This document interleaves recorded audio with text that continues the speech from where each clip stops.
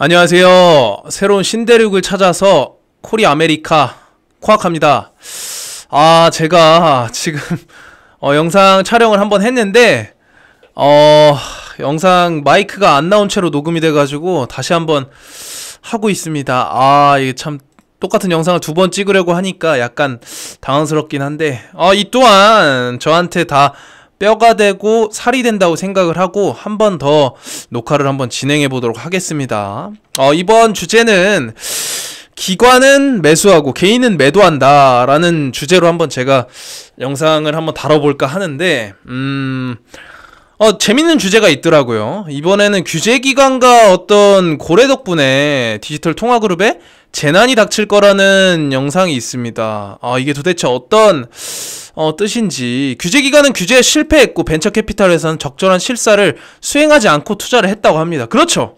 지금 시점에서 정확한 규제가 이루어지지 않았고, 그리고 그로 인해 어떤 기관이 대규모 투자를 했고, 그로 인한 연쇄적인 파산이 이루어졌습니다. 루나, FTX, 그리고 DCG도 지금 위험하다는 얘기가 있어요. 과연 지금 시점에서 이게 어떻게 될 것이냐. 이 규제라는 게 명확하지 않은 상황에서 대규모 투자 자금을 DCG라던가 이런 여러가지 기관들에서 이 금액들을 과연 어떻게 처리를 할까. 만약에 여기서 연쇄적인 부도가 파산이 생긴다면 그땐 또 어떤 시장 분위기가 흘러갈까. 아주 재밌게 흘러가는 궁금한 그런, 재밌는 건 아니고 사실 흥미진진한 약간 시장 상황이죠. 이게 초기 시장이라는 반증이라고 생각을 하는데 한번 지켜보도록 하겠습니다. 여기 보시면 고래가 지금 안으로 지금 다이빙을 하고 있어요. 그리고 배 한 척이 엄청난 파도 앞에서 지금 겁을 먹고 있는 상황이고, 지금 이 배는 제가 봤을 때 개인이라고 생각이 됩니다. 그리고 이 고래가 안으로 뛰어들므로 인해서 개개인들 파도가 일어나고, 그 파도로 인해서 지금 개개인들이 피해를 볼 수 있다, 그런 거를 뜻한 그림이 아닌가라고 조심스럽게 생각이 되는데, 구독자분들은 이 그림을 보시고 혹시 어떤 생각을 가지실지도 약간 궁금하기도 한데, 제가 봤을 때 그런 어떤 해석이 그런 의도로 그림을 제작을 한 게 아닌가라고 조심스럽게 생각이 됩니다. 자, 암호화폐 조류가 흘러나오고 있으며 디지털 통화그룹 DCG가 날씬하게 침체된 것처럼 보입니다. 그러나 분명히 합시다! 현재 암호화폐 전염병은 기술 또는 장기 투자로서의 암호화폐 실패가 아닙니다. DCG의 문제는 규제기관과 게이트키퍼의 실패 중 하나입니다. 그렇죠. DCG의 문제는 규제기관하고 게이트키퍼의 실패 중에 하나라고 생각합니다. 아직까지 규제기관이 명확한 규제를 제시하지 않았고, 그로 인한 어떤 불투명성, 시장의 불안성이 반영된 어떤 이번 DCG의 그런 위기가 아닐까, 이렇게 좀 생각이 됩니다. 2013년에 설립된 이후 DCG의 그레이스케일 비트코인 트러스트는 투자자들에게 암호화폐를 구입하고 DCG에 대출하거나 입금하는 것만으로 8% 이상의 높은 이자를 얻을 수 있는 능력을 제공했다고 합니다. 8% 이상의 높은 이자면은 그 당시 2010년대 쭉 그 트렌드로 봤었을 때는 엄청나게 높은 이자예요. 그때는 이제 거의 0%에 수렴하는 약간 이자율을 많이 보였었죠. 여러 면에서 회사는 암호화폐 산업의 주요 서비스를 수행했습니다. 즉 초보자와 소매 투자자가 암호화폐에 대한 투자를 이해할 수 있고 수익성이 있도록 만드는 것입니다. 그리고 암호화폐 시장의 강세장 동안에는 사용자가 시장을 선도하는 이자 지급을 받는 등 모든 것이 괜찮아 보였습니다. 자, 이게 참 어떤 전반적인 그레이스케일의 그런 활동을 한번 이렇게 추격해서 설명한 것 같아요. 전반적인 이런 활동을 했다 라는 뜻 같습니다. 자, 약간 밑으로 내려봤습니다. 예금을 받고 이자를 내고 대출을 해준다면 은행 역할을 하는 것이다. 규제기관은 면허 발급, 자본 요구사항 설정, 공공재무감사, 의무화 및 기타 금융기관이 수행해야 하는 모든 것을 포함하여 이러한 회사를 은행으로 규제해야 합니다.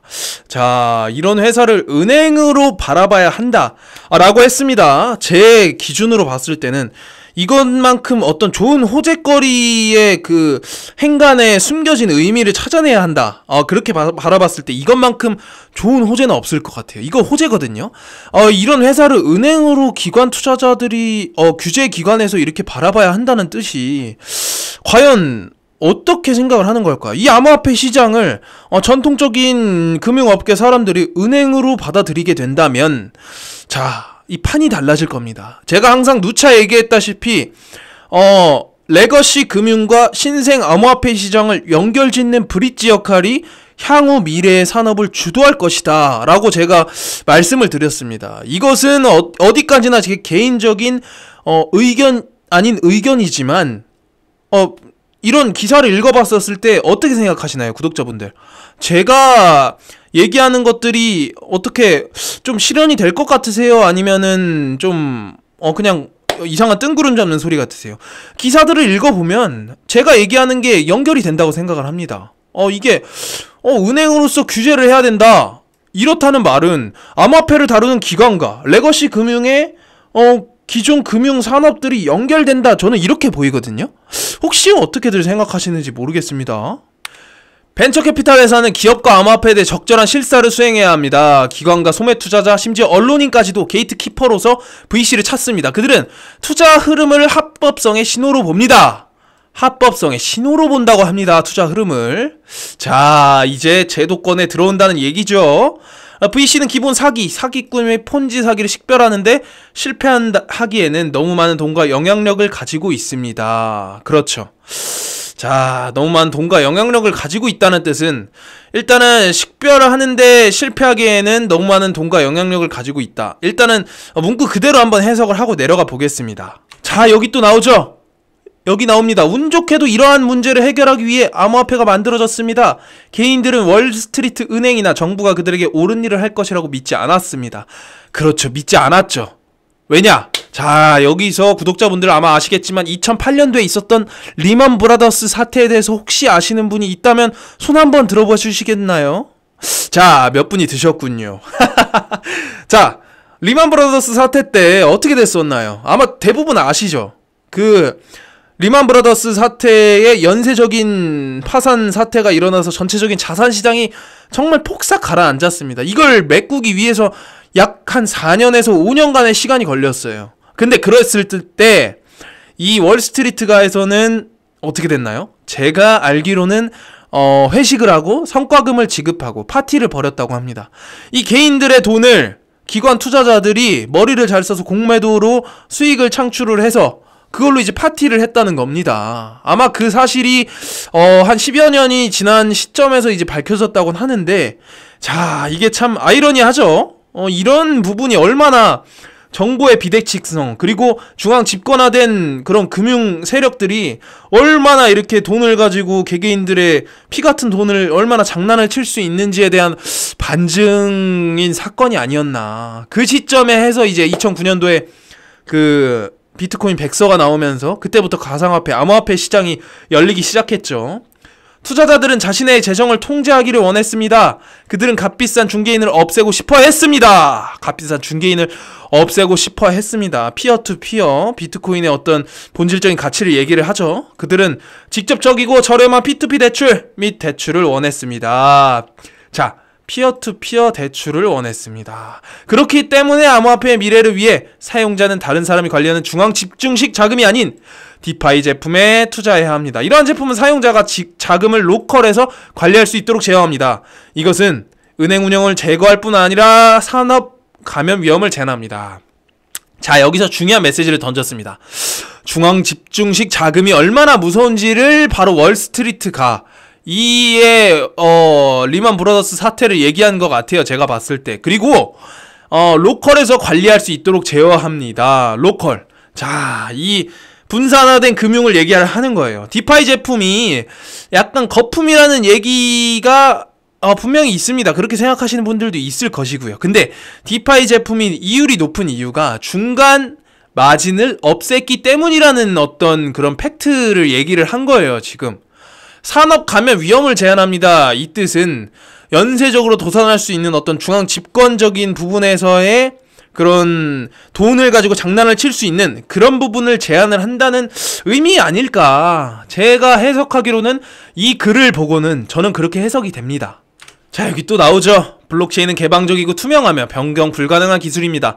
말하는 사람을 신뢰하는 대신 투자자는 회사의 유동성, 보유자산 및 할당 방법을 스스로 확인할 수 있습니다. 자, 여기 또 엄청 중요한 말이 나옵니다. 블록체인상에 그 장부에 기록이 되는 모든 거래 기록을 이체, 송금, 그리고 뭐 어떤 트랜잭션 이런 부분을 모든 거를 다 확인을 할 수가 있어요. 블록체인상에. 그 방법에 대해서는 이더 스캔, 뭐 폴리곤 스캔, 뭐 여러 가지 스캔에 들어가 보면 모든 기록이 다 나옵니다. 정말로. 이 얼마나 투명하고 개방적인가요? 개개인들이 이 여러 레거시 금융에서의 어떤 기관 투자자의 자금이 어디로 흘러가고 어디로 전송되고 그리고 결제는 어떤 걸 하는지 어디에 투자하는지 이런 게 아직까지 어떤 정보의 비대칭성이 너무 심해요. 그런데 블록체인 기술이 도입이 되면서 이제 그런 게 하나도 없이 모든 게 다 투명해졌습니다. 모든 정보가 다 노출되기 시작을 한 거예요. 그렇게 됐었으면 개개인들은 정보의 비대칭성을 해결을 할 수가 있고 조금 공부를 열심히 한 사람은 정보의 그런 흐름을 이용을 해서 어떻게 보면 이 자본주의 사회에서 살아남을 수 있는 방향을 모색을 할 수도 있고 정말 여러 가지 방안이 많이 생기지 않았나 그렇게 생각을 해봅니다.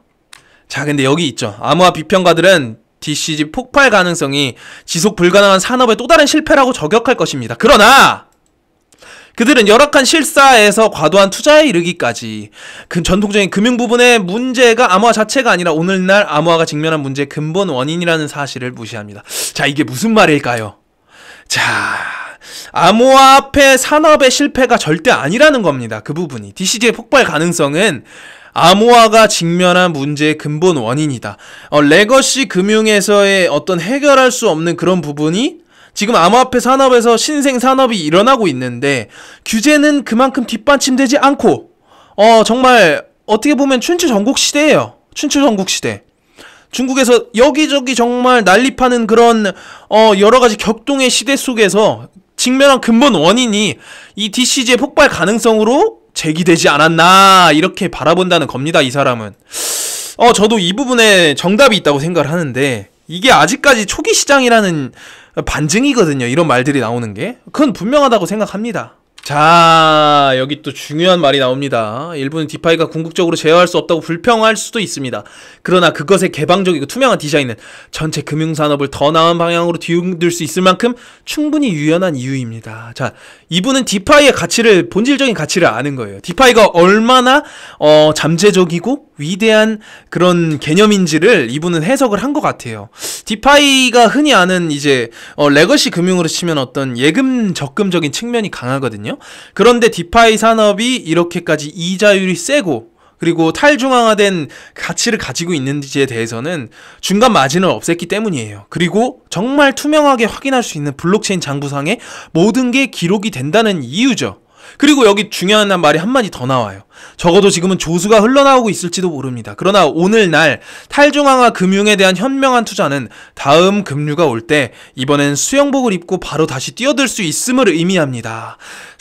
이게 멋있는 말입니다. 정말 이분 정말 그 미래 가치를 내다본 분 같은데 조수가 흘러나오고 있을지도 몰라요. 자, 우리 이렇게 생각해보자고요. 지금 조수가 흘러나오는 걸 보면서 이제 모든 균열이 시작이 되네. 암호화폐 산업은 이제 지진이 아주 균열이 시작이 되면서 이제 정말 파멸할 거야. 이렇게 걱정을 하는 사람이 있는 반면에 지금은 조수가 흘러나오는데 과연 저 조수가 흘러나와서 결국에 물론 터질 수 있지만 결국에 어떤 비온 뒤 땅이 굳어지는 전조 증상이 아닐까? 이렇게 바라보는 분들이 있다는 걸 우리는 절대 잊어서는 안 됩니다. 자, 여기 보면 나오죠. 다음 급류가 올 때, 다음 상승장이 올 때 이번에는 수영복을 입자는 거예요. 우리가 여기서는 수영복으로 표현을 했는데 어떤 준비가 된 사람은 다음 급류에서 다시 멋지게 뛰어들어서 그 급류를 타고 우리 멋지게 한번 그 파도를 즐겨보자. 뭐 이런 뜻인 것 같아요. 다음 급류가 언제가 올지 그리고 어떻게 올지 어느 정도의 규모로 올지는 솔직히 모르겠습니다. 그러나 우리는 이제 준비를 해야 됩니다. 수영복을 같이 입어야 돼요.